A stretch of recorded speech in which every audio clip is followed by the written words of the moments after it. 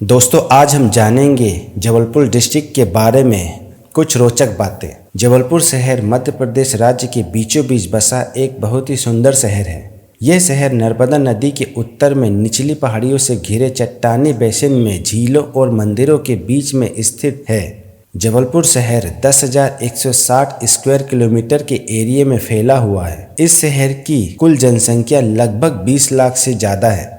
जबलपुर भारत के अन्य शहरों जिन्हें नवाबों या अंग्रेजों ने बसाया था की तरह नहीं है, क्योंकि इसे किसी नवाब या अंग्रेज ने नहीं बल्कि एक ऋषि ने बसाया था। पुराणों और किंवदंतियों के अनुसार ऋषि जबाली प्राचीन काल में नर्मदा के तट पर तपस्या करने आए और काफी लंबे समय तक यहीं रहे, और इस बीच उन्होंने एक नगर को बसाया जिसका नाम जबालीपुरम रखा। प्राचीन काल में जबलपुर को कई और नामों से भी जाना जाता था, जैसे गोंडवाना और त्रिपुरी, क्योंकि यहाँ कई कलचुरी राजाओं का राज रह चुका है। अंग्रेजों ने अपने शासनकाल में इसे जब्बलपुर नाम दिया है। आचार्य विनोबा भावे के द्वारा जबलपुर को संस्कारधानी के नाम से भी जाना जाता है। ताल और मंदिरों का शहर।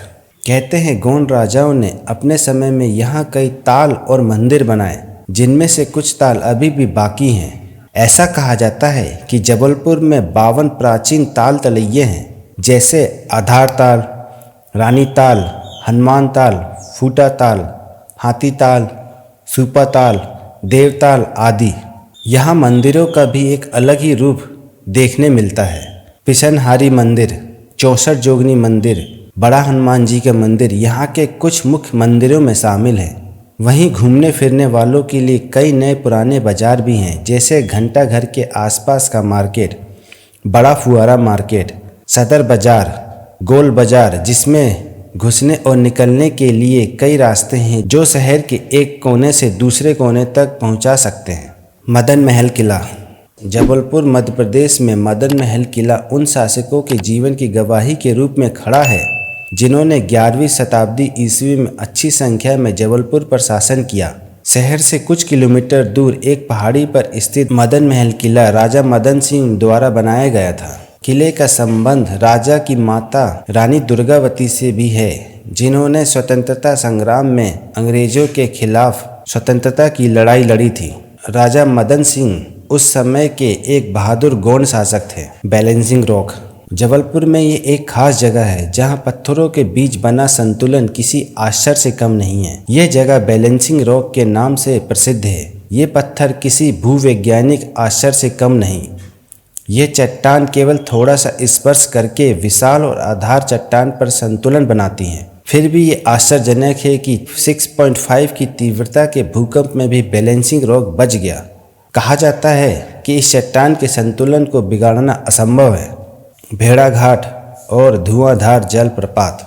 जबलपुर के भेड़ाघाट में बना संगमरमरी चट्टान अन्य किसी भी पर्यटन स्थलों में सर्वाधिक घूमा जाने वाला जगह है। यह कहना गलत नहीं होगा कि जबलपुर और संगमरमरी चट्टान एक दूसरे के पर्यायवाची हो गए हैं। संगमरमरी चट्टान नर्मदा नदी के दोनों ओर करीब 100 फीट ऊंची है।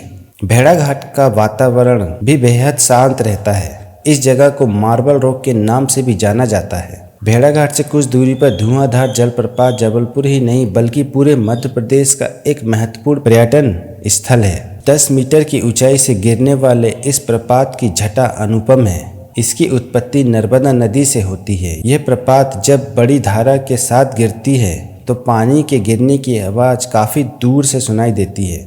इस प्रपात के गिरने से उस स्थान पर कुहासा या धुआं सा बन जाता है, इसलिए इसे धुआंधार जलप्रपात कहा जाता है। इस शहर में लिटरेसी रेट भी अच्छा है। यहाँ की लगभग 84% पॉपुलेशन लिटरेट है। इस नगर में सरकारी और निजी क्षेत्र के कई शैक्षणिक संस्थान हैं, जिनमें जवाहरलाल नेहरू कृषि विश्वविद्यालय, रानी दुर्गावती विश्वविद्यालय, government medical college, college of agriculture engineering, GS college एवं होम साइंस कॉलेज आदि शामिल हैं।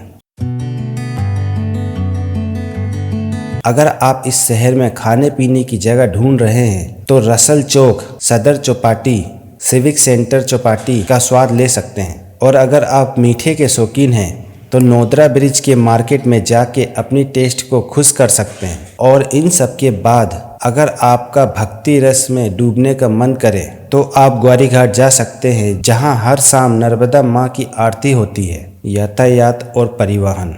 राज्य के सबसे बड़े शहरों में से एक जबलपुर एक प्रमुख सड़क और रेल जंक्शन पर स्थित है। शहर में एक हवाई अड्डा भी है जिसे डुमना एयरपोर्ट के नाम से जाना जाता है और इस एयरपोर्ट से देश के बहुत से राज्यों और शहरों के लिए फ्लाइट आती जाती है। जबलपुर में पश्चिम मध्य रेलवे का हेडक्वार्टर है जो कई बहुत से शहरों से अनेक रेलगाड़ियों के माध्यम से जुड़ा हुआ है। दोस्तों, जबलपुर के बारे में जानकर आपको कैसा लगा कमेंट में जरूर बताएं और इस चैनल को सब्सक्राइब करना ना भूलें।